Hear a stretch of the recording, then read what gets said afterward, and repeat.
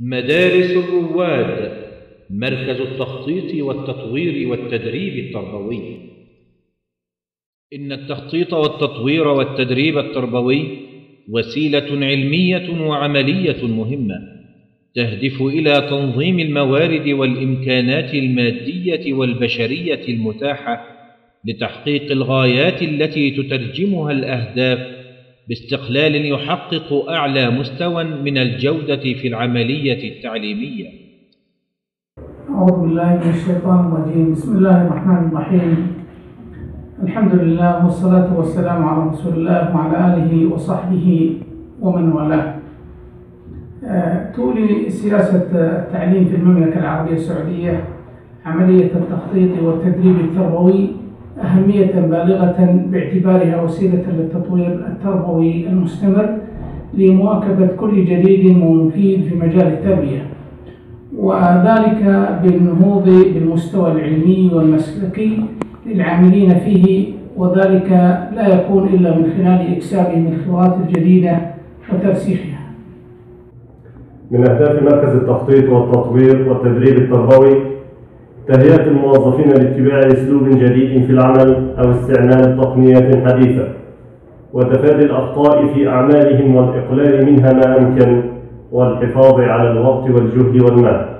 ولقد شهد العقدان الأخيران متغيرات عميقة وسريعة في البيئة الداخلية والخارجية للتعليم، استوجبت تغييرات جوهرية في أساليب التخطيط التربوي التقليدية، واستهدف التخطيط الفعال تحليل البيئة الخارجية للمؤسسات التعليمية لاستقراء الفرص المتاحة والمخاطر المحتملة، وتحليل القدرات الذاتية لتحديد نواحي القوة والضعف، والتوصل إلى البدائل وإحداث التنسيق والتعاون بين جميع الأنشطة لتنفيذ استراتيجية المؤسسة التعليمية وتحقيق غاياتها. يتطلع مركز التخطيط والتطوير والتدريب التربوي إلى أن يكون رمزاً للعمل الاحترافي لإحداث التغير والتطور المأمول في ميدان التربية والتعليم. يعرف التخطيط التربوي بأنه الأسلوب العلمي والعملي للربط بين الأهداف والوسائل المستخدمة لتحقيقها، ورسم معالم الطريق الذي يحدد جميع السياسات والقرارات وكيفية تنفيذها. إن مجال التربية والتعليم من أشد المجالات الحيوية حاجة إلى التخطيط، فهو مجال يتعلق بحياة الإنسان من حيث تنظيم معارفه ومهاراته وثقافته، وتزويده بالمعلومات والمعارف، ويعكس فلسفة المجتمع وتطلعاته وآماله. وقد مارست مدارس الرواد بخميس مشيط عملية التخطيط والتطوير والتدريب التربوي لتواجه متطلبات التنمية الشاملة وحاجات الأفراد والمجتمع في المجالات كافة، وحققت بتوفيق الله من خلالها بنية تحتية ذات مستوى متميز وبمعايير وجودة عالمية. ولقد خطت المدارس خطوات حثيثة باتجاه تحقيق قدر كبير من النجاح والنمو التربوي والتعليمي في السنوات القليلة الماضية.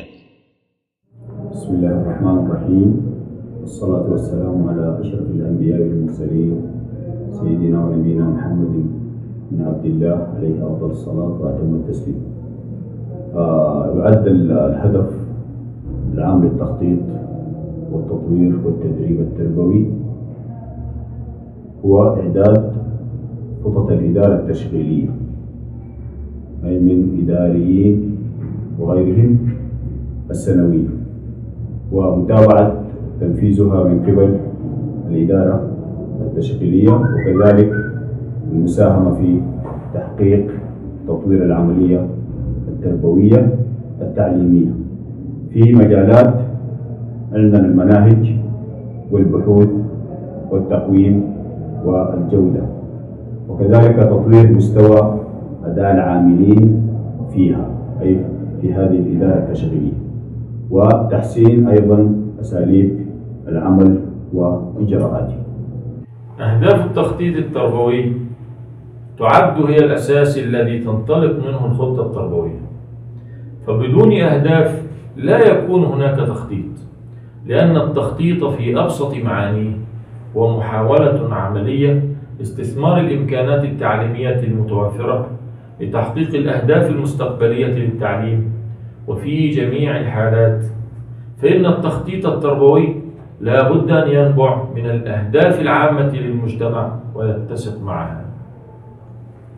وتولي سياسة التعليم في المملكة العربية السعودية التدريب التربوي أهمية بالغة، باعتباره وسيلة التطوير التربوي المستمر لمواكبة كل جديد ومفيد في مجال التربية، وذلك بالنهوض بالمستوى العلمي والمسلكي للعاملين فيه من خلال إكسابهم الخبرات الجديدة وترسيخها. يهدف التخطيط والتطوير والتدريب التربوي في وزارة التربية والتعليم إلى تحقيق النمو المهني المستمر لشاغلي الوظائف التعليمية، ورفع مستوى أدائهم في العملية التعليمية، وزيادة الطاقة الإنتاجية لدى جميع العاملين، وإعداد الكوادر المدربة في شتى التخصصات التي تحتاجها الوزارة. التغيير في نمط التربية والتعليم من الحالة القائمة للأحسن والأكمل والأحدث يتم من خلال رصد الواقع ورسم معالم المستقبل والبناء التدريجي خلالهما وفق خطة متجددة تنطلق من الواقع وتتكئ على الإمكانات والظروف والدراسات المقدمة من أهل الاختصاص. ولنا أن نضيف أن التطوير والتخطيط والتدريب التربوي عملية مستمرة غير منتهية. للتخطيط التربوي دور في تكوين رأس المال البشري وإعداد الطاقة العاملة الخبيرة المدربة، وذلك لدفع عملية الإنتاج في شتى قطاعات النشاطات المختلفة. التخطيط التربوي هو طريقة تتخذ لاستخدام الموارد المتاحة النادرة في المجتمع لتحقيق أقصى طلب على التعليم على مستوى الفرد والجماعة. ويهدف التدريب التربوي إلى تحقيق النمو المهني المستمر لشاغلي الوظائف التعليمية ورفع مستوى آدائهم في العملية التعليمية وزيادة الطاقة الإنتاجية لدى جميع العاملين وإعداد الكوادر المدربة في شتى التخصصات. من أهداف التطوير والتدريب التربوي تحسين أداء المعلم وتطوير قدراته وتزويده بالمعلومات التربوية والمهارات والمستجدات العلمية والتقنية والنظريات التربوية التي تجعله أكثر قدرة على مواكبة هذه المتغيرات. لقد كانت انطلاقة مدارس الرواد محددة الأهداف واضحة المعالم، اتخذت من السياسة التعليمية للمملكة المنطلقة من مبادئ الشريعة الغراء أساساً لرسالتها لتسهم في مسيرة العلم والبناء، ولتكون لبنة من لبنات التنمية الشاملة المتوازنة في المملكة العربية السعودية. مدارس الرواد، سنوات مضيئة من الرقي والعطاء.